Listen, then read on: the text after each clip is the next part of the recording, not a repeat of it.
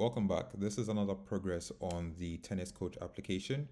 I'm actually particularly excited for this one because what we've done, and I'm going to go into the video soon, what we've done is that we've progressed from single frame analysis to multi-frame analysis. So what we'd done before was look at a specific point in the video, and this is a point where the player has contact with the ball. So in this video where we're analyzing Alcaraz, he's got contact with the ball at this point, and we're just simply calculating the elbow angle, right? So this is all particularly straight. It's close to 180 degrees. You can see it's 163 degrees here. Now this is quite helpful.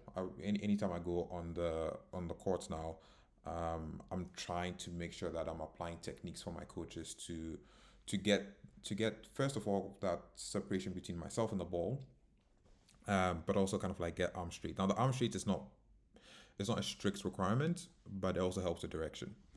Anyway, so that's what we've done before.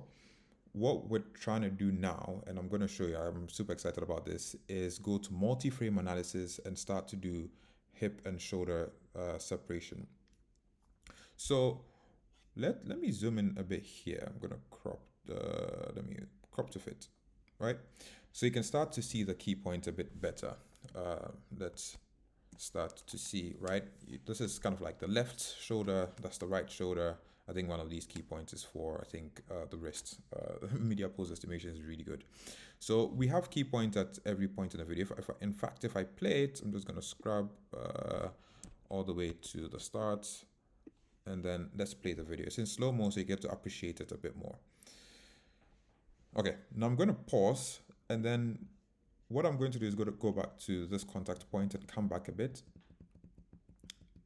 And one of the things you start to notice is how the shoulder starts to coil. Oh, the shoulder is not coiling, but he's basically coiling himself, right? At this point, and look at that, this is crazy.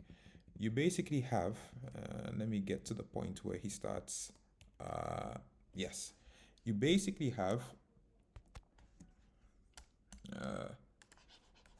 the shoulders at this angle, right? So this is the left shoulder, right shoulder.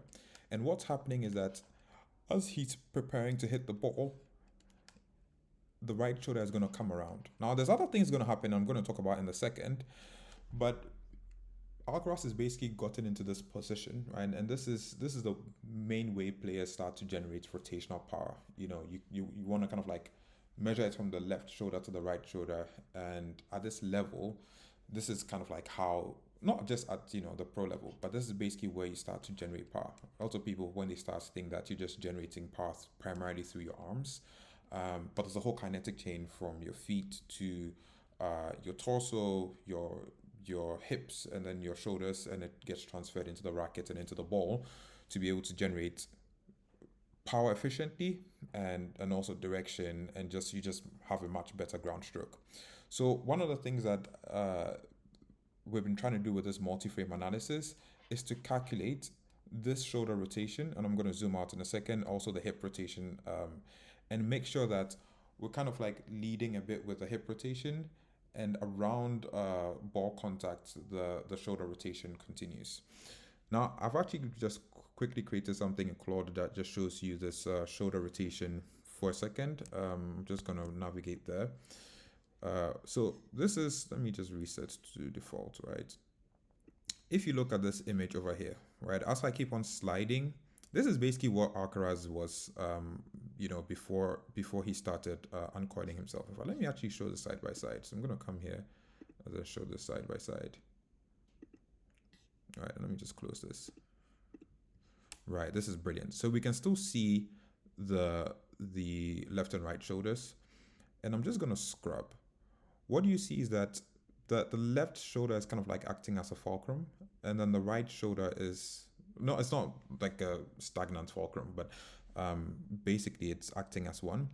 And he's basically rotating his hips actually, and you can see that around ball contact, you would have the shoulder then continue the entire chain. And that's kind of like what I'm trying to show over here, right? And it's just a bit easier to see. So I just quickly created this. What's happening is that as he's ready to hit the ball, this is what is happening. And you notice that, and I've noticed from my videos, I'm going to show you one of my videos in a second where that is actually not happening in my video. So that's basically what's happening. It kind of like follows through a bit.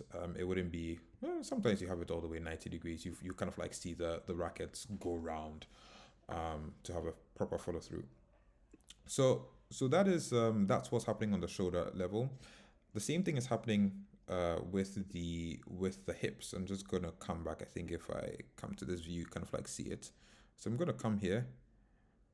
So the hips kind of like starts to follow, and then you have the shoulders here. So I'm gonna pause here. What actually we're looking for is that as this is happening, and it's kind of like a bit difficult to see during the video, but as this is happening, we're looking at the hips over here. We're also looking at the shoulders here. You want the hips to start the movement, and basically that's what is uncoiling, that maximum power that he's created, and then the hips stay there, and then they kind of like continue with that. So this is something that I've been trying to practice on my on when I go to the court, but you start to notice the delta between Alcaraz and myself. So let's actually now go into code. I just wanted to give a bit more context before we go into code. So I'm not gonna spend a lot of time with the functions themselves. It's nothing crazy. Once you have your key points, you can do any type of calculations. So we're calculating the angle. We have the right and left shoulder key points. So we're calculating the angle. What I want to actually show you, and then I created a graph for this. What I actually want to show you, if you come down here, is something that we call the hip shoulder rotation. And that's where things start to get really interesting, because what I said before, shoulder rotation alone doesn't generate the power. It's the separation between the hips and the shoulders that actually generates that power. So you want to think of it like pulling back a slingshot. Your hip starts rotating forward while your shoulders are still wound back. And the bigger that gap, which is basically, I'm just going to annotate this, you kind of like see, this is the gap at the start of, that ground stroke for Alcaraz. The bigger the gap, the more elastic energy you're storing, and you basically would transfer that as you're uncoiling into the ball contact.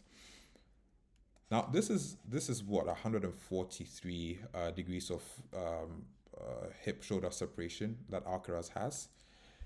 Check mine out. This is actually quite interesting. So if you scroll down, I did the same thing for myself. I literally have no hip shoulder rotation, right? So I'm not storing any energy. I'm not, coiling myself. I still hit the ball over the net, but I'm not doing that. Now there are different ways that, and different coaches would get you to that point. But it's good to have this so you can see whether you're actually improving. You're creating that hip shoulder rotation so that you're creating that and storing that energy. So let's actually look at my video. Because now, let's come to these plots, you can actually see it a bit better, right? Once again, this is my stroke analysis, and I actually have another plot for the hip shoulder rotation separation, right? So you can actually see that this line over here is the time at which the player has ball contact, and then you can see Alcaraz over here. I have a couple of other videos for Sinner and the rest.